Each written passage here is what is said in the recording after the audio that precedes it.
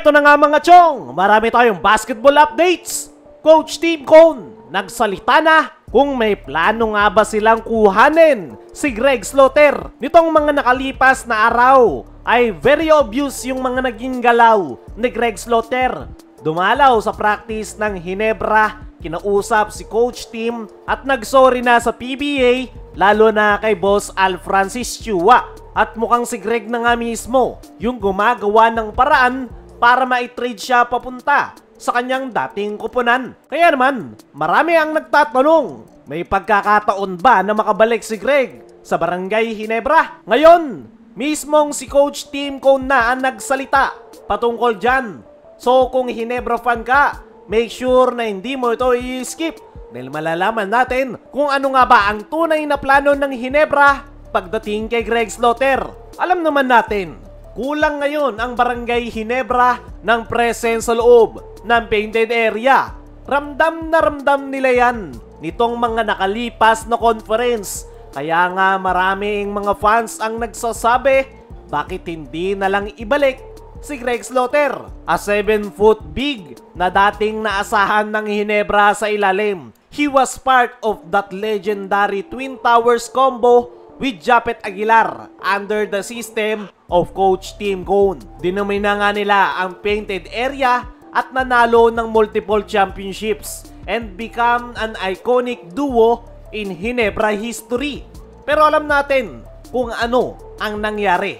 Matapos ang ilang season, naging controversial ang pag-alis ni Greg kung saan nagsimula yan matapos siyang i-trade ng Ginebra. Nagpunta ito abroad, naglaro sa Japan at bumalik rin para maglaro sa MPBL.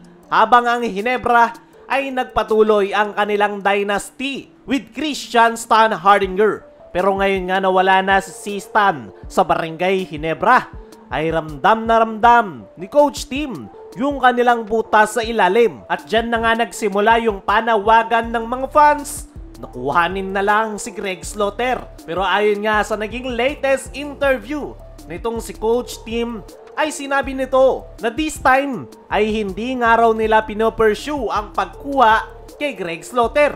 At ayun na nga, Coach Tim Cone finally clears the air kung saan sinabi niyang, we are not pushing Greg at this time. Ibig sabihin, kahit gusto ng mga fans na makita si Greg suot ang Ginebra jersey, ay mukhang hindi pa yan parte ng plano ng Ginebra sa ngayon. Coach Tim Cone explain na wala pang immediate plans ang Ginebra na i-pursue si Greg. Pero malinaw din ang kanyang sinabi na wala siyang sama ng loob. Sa katunayan, gusto niya pa ngang makita na makabalik si Greg at magandang araw sa PBA kung sa ibang kupunan ito maglalaro. Coach Tim Cone knows what Greg can bring to the table. Experience, size, at championship pedigree. Pero right now, ang focus daw ng Ginebra ay kung paano mapapalakas ang kanilang kasalukuyang lineup.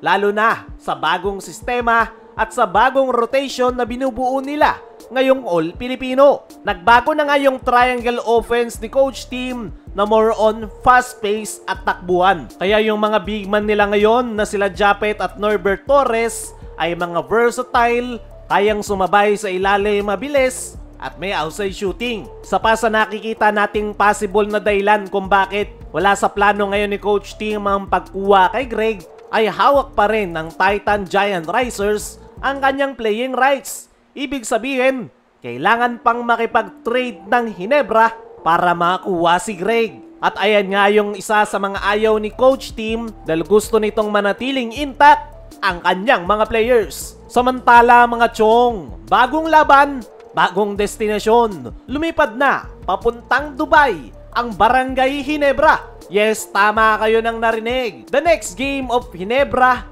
will be held in Dubai kontra sa defending champion ngayong All-Filipino na San Miguel Beermen. Paniguradong magiging matindi yung bakbakan ng dalawang kupunan na yan. At noong mga nakalipas nga na araw, todo yung paghahanda na ginawa ng Barangay Ginebra sa kanilang team practice. Coach Tim Cone made sure na handang-handa sila sa sistema ng San Miguel, lalo na sa rebounding at transition defense. Dahil alam naman natin, pag SMB ang kalaban, isang maling rotation lang ay tapos ka na. Ayon pa nga kay Coach Tim, ay sa magiging laban nga raw nila na yan, makikita kung ano na yung estado ng Barangay Ginebra.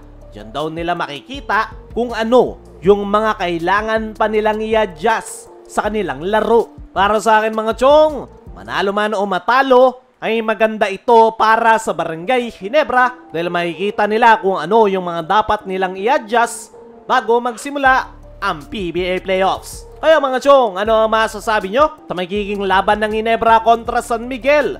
Ano rin yung masasabi nyo na walang balak si Coach Tim na kuhanin si Greg Slaughter? I-comment mo lang dyan sa ibaba.